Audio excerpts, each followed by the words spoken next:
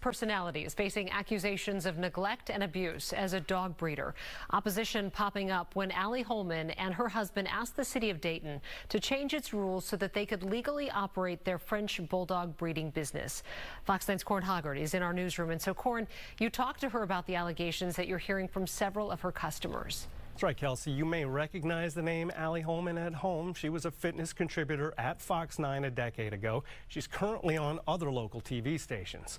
She didn't want to be on TV today, but I did talk to her for quite a while as she tried to explain the complaints as a harassment campaign against her.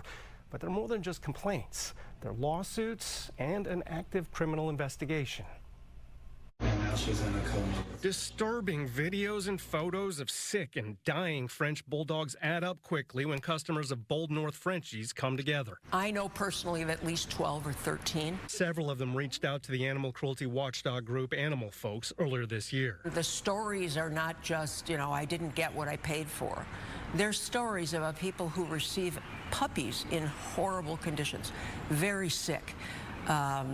Sometimes they die within days of these consumers purchasing these puppies. Allie and Mark Holman have recently run the business out of their home in Dayton, and they've sold French bulldogs to people across the country. I'm Rachel Armstrong. I came in from Colorado. Rachel Armstrong came to Dayton from Colorado this month to let the city's planning commission know the puppy she got needed emergency care almost immediately when she got it home. It is my opinion they could care less if my puppy lived or died.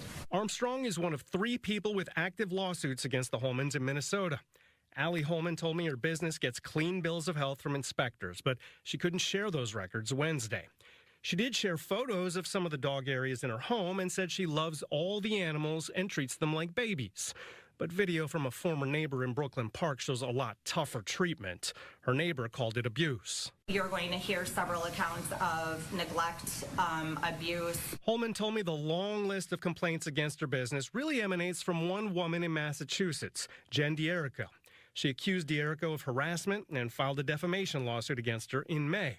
3 months earlier, a Massachusetts court awarded D'Erico a $48,000 judgment against the Holmans, which they are now trying to vacate.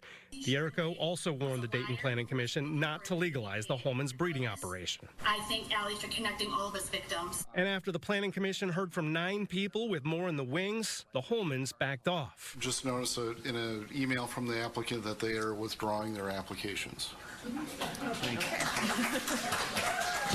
The Planning Commission moved on, but Dayton's police chief told me they have an active criminal investigation into the Holmans breeding operation, and the team at Animal Folks is keeping an eye on it, too.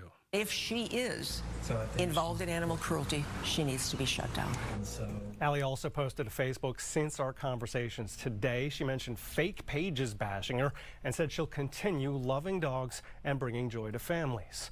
A lot of her customers tell me they got more grief than joy.